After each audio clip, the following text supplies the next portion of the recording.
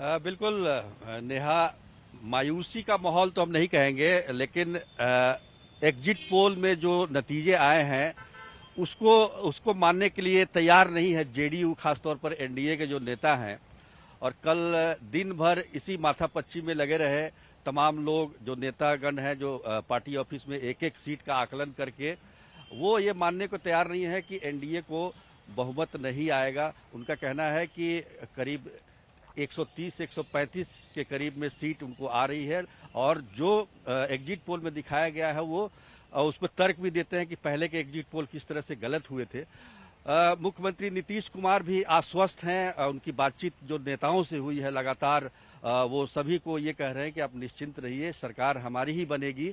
तो मायूसी का इस तरह का नहीं, लेकिन एक मन में एक तरह कह सकते हैं कि अब 24 घंटे से भी कम का समय रह गया है पहला रुझान आने में।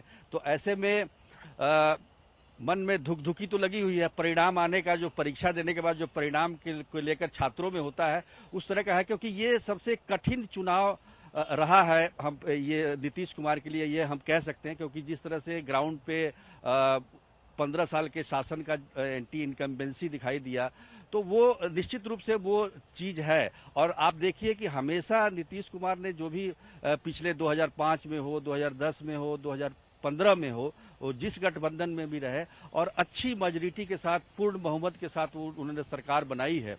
इस बार खुद जेडीयू की तरफ से या एनडीए की तरफ से कहा जा रहा है कि बहुमत आ जाएगा। 122-23 का बहुमत का आंकड़ा है। सुजीत, मैं लौटूंगी आपके पास। हमारे दो संवाददाता भी हमारे साथ जुड़े हुए हैं, उनके पास भी वापस आएंगे। लेकिन इस बीच बिहार में कांग्रेस का जोश भी हाई है। दरअसल दो बड़े नेता दिल्ली से पटना कूच कर चुके हैं ताकि हालात काबू में रहे।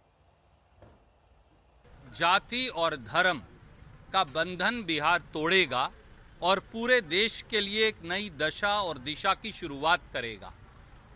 हमारे देश को भारतीय जनता पार्टी ने नफरत, बंटवारे, जात और धर्म में बांट दिया है। हर व्यक्ति एक दूसरे का धर्म और जाति पूछने लगा है। कहीं ना कहीं रोजगार, युवाओं की आशा आकांक्षा पीछे खो गई। देश के विभिन्न हिस्सों से, जो बिहार में, उत्तर प्रदेश में, झारखंड में, बुंदेलखंड में थे, जिनमें बड़ी संख्या बिहार के लोगों की भी थी, तो अपने आप को ठगा सा महसूस करते थे कि अगर हमारे यहाँ रोजगार होते तो जो अपमान का दंश उनको झेलना पड़ा था, शायद वो ना झेलना पड़ता।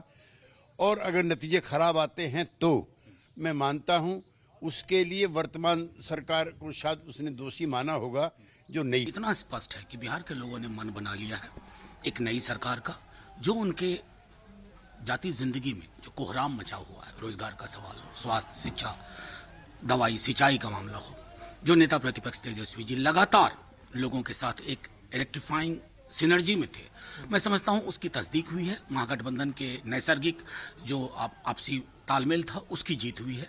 सच कहूं तो बिहार की जीत होने जा रही है 10 नवंबर को। कोई नेक टू नेक फाइट नहीं है। एग्जिट पोल्स में जो होता है, वो जो जिनको मध्यम दर्जे के लोग हैं और अमीर हैं, उनके द्वारा ज़्यादा नतीजे आते हैं। जो गरीब की झोपड़ियों के वोट हैं, वह एग्जिट पोल में परिलक्षित नहीं होता है। और यह जो 40% हमारे गरीब जो हैं, वह पूरे के पूरे तौर पर एनडीए गठबंधन के साथ है। सरकार पूर्ण बहुमत, 2/3 के बहुमत से बन रही है। कुमार अभिषेक हमारे संवाददाता आरजेडी दफ्तर के बाहर से हैं। कुमार कुणाल जेडीयू दफ्तर के बाहर से। सबसे पहले कुमार अभिषेक का रुख करेंगे। कुमार, डबल जश्न की तैयारियां वहां पर चल रही हैं या फिर थोड़ा कदम फूक फूक कर रखा जा रहा है, कल तक का इंतजार किया जाएगा? और क्या हिदायतें दी गई हैं तेजस्वी यादव की तरफ से कार्यकर्ताओं को?